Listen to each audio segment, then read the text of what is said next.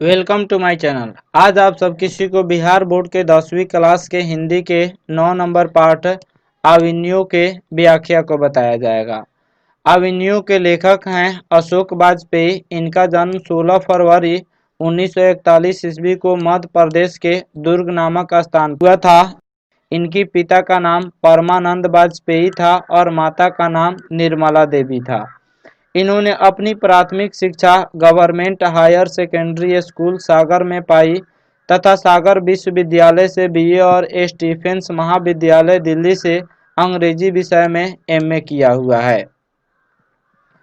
इनकी प्रमुख रचनाएं क्या क्या हैं? इनकी प्रमुख रचनाएं शहर, अब भी संभावना है, एक पतंग अनंत में, अगर इतने से, तत्पुरुष, बहुरी अकेला, थोड़ी सी जगह, घास में दुबका, आकाश, अविनियो, अभी कुछ और समय के पास, समय, इबादत से गिरी मात्राएं, उम्मीद की दूसरी नाम, उम्मीद का दूसरा नाम, विवक्षा, दुख, चिट्ठी, रसा आदि इनकी प्रमुख रचनाएं हैं।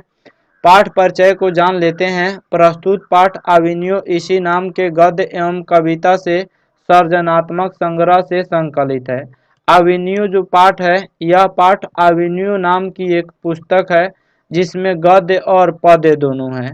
गद्य किसको कहा जाता है? कहानी, लेख, यह सब गद्य कहलाता है और पद्य कविता को कहा जाता है। तो इस जो किताब है अविनियो, इसमें गद्य और पद्य दोनों दिया गया है और उसी किताब से इस पाठ को लिया गया है। अविनियो क्या है? यह दक्षिणी फ्रांस का एक मध्ययुगीन ईसाई मठ है।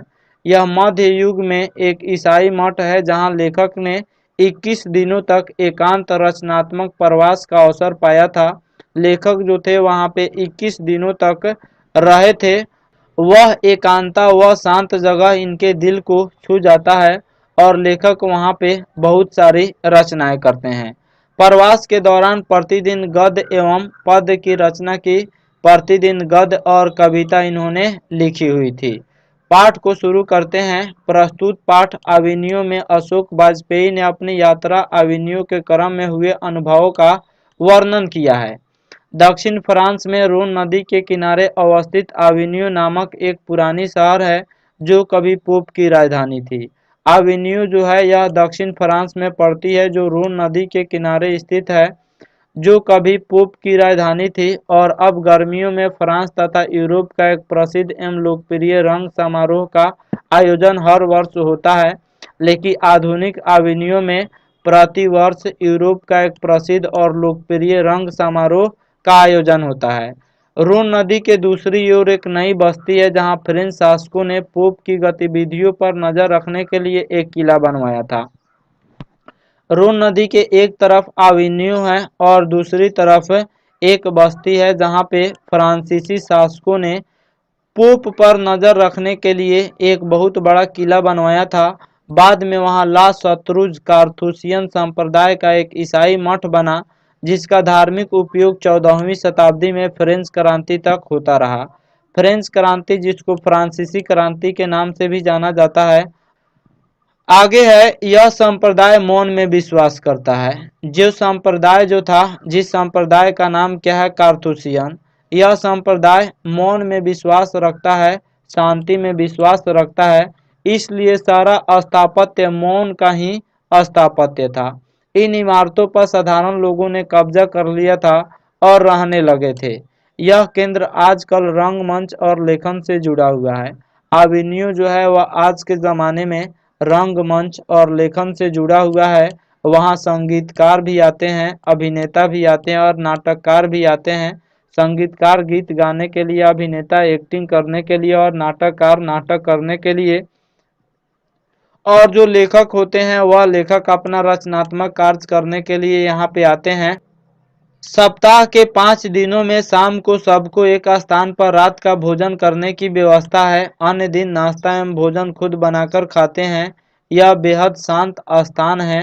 यहाँ पे इस प्रकार व्यवस्था है कि 5 दिन ये सभी कोई एक साथ खाते हैं और बाकी सप्ताह के 2 दिन खुद से भोजन बनाकर खाते हैं।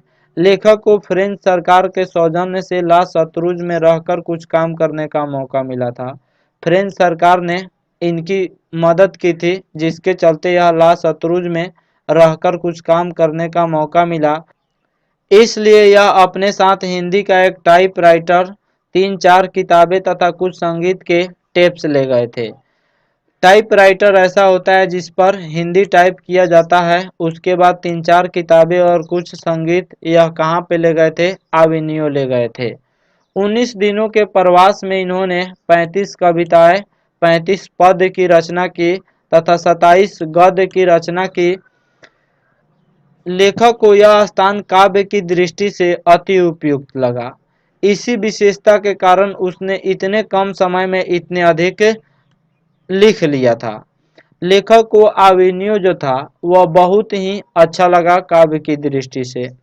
वह मानते हैं कि यहाँ पे कविताएं और गद्य और पद्य की रचना बहुत ही आसान है। यहाँ पे लिखा जाता है तो बहुत कम समय में बहुत कुछ लिखा जाता है।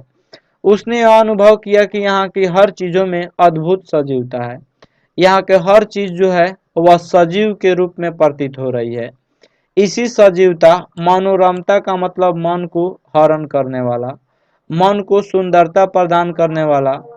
तो इसी सजीवता मनोरमता के फलस्वरूप इतनी कम अवधि में इन्होंने 35 कविताएं तथा 27 पद्य की रचना की। पद्य मतलब कहानी, लेख होता है। तो इन्होंने बहुत ही कम समय में मात्र 19 दिनों में 35 कविताएं और 27 पद्य की रचना की। वह वहाँ की आस्थान की विशेषता थी। लेखक कहते हैं नदी के किनारे नदी है। रून नदी के किनारे जो है वह क्या था? अवेन्यू था और दूसरी तरफ एक बस्ती थी। तो लेखक कहते हैं नदी के किनारे नदी है, तात्पर्य यह कि एक तरफ छोटा सा गांव बीरनब और दूसरी तरफ अवेन्यू अपनी सहजता, सुंदरता, निर्वता तथा संवेदनशीलता पर्यटकों को इस प्रकार भाव विभोर करते हैं कि रून नदी का कल कल छल छल धारा स्थिर किंतु किनारा शांतिमान प्रतीत होता है। लेखक यह मानते हैं कि रोन नदी का कलकल छलछल धारा जो है, जो नदियाँ प्रवाहित होती है, वह लेखक को स्थिर प्रतीत हो रहा था और लग रहा था कि किनारा जो है यह भी स्थिर है और सब जो है वहाँ पे बिल्कुल शांत प्रतीत हो रहा था, जिसके चलते लेखक ने वहाँ पे 35 कविताएं और 27 पद्य की रचना की। यहाँ पे पद नहीं गद्य होगा। 27 गद्य की रचना की। लेखक स्वयं स्वीकार करता है कि नदी के समान ही कविता सदियों से हमारे साथ रही है। जिस प्रकार जहाँ तहाँ से जल आकर नदी में मिलते हैं और सागर में समाहित हो जाते हैं, उसी प्रकार कवि के हृदय में भिन्न भिन्न प्रकार के भाव उठते रहते हैं और वही भाव काव्य रूप में परिणत होते रहते हैं। लेखक ने कवि की तुलना नदी से की है कि नदियों में विभिन्न धारा मिलकर एक जो है बहुत बड़ी नदी का निर्माण करती है और फिर वह सागर में जाकर मिल जाती है। उसी प्रकार कवियों के दिलों के अंदर भी भिन्न भिन्न प्रकार के भाव उठते हैं और वही भाव जो होते हैं वह एक काव्य के रूप में बदल जाते हैं। अतः लेखक इस निष्कर्ष पर पहुंचते हैं कि न तो नदी रिक्त होती है और न ही कविता शब्द रिक्त होती है, न नदी खाली होती है और न कविता खाली होती है। कविता में भी कुछ न कुछ भाव छुपा हुआ होता है। तात्पर्य यह कि सहृदय व्यक्ति प्राकृतिक सुंदरता के आकर्षण से बच नहीं सकते। लेखक कहते हैं कि जिसके अंदर दिल होता है वह व्यक्ति प्राकृतिक सुंदरता, इस प्राकृतिक सुंदरता के आकर्षण से बच नहीं सकते हैं, अर्थात प्राकृतिक सुंदरता उसको खींच ही लेती है। आशा करता हूँ यह वीडियो आप सब किसी को अच्छा लगा होगा। हमारे चैनल को सब्सक्राइब करें, इस वीडियो को लाइक करें तथा अधिक से अधिक शेयर करें। Thank you watching my video.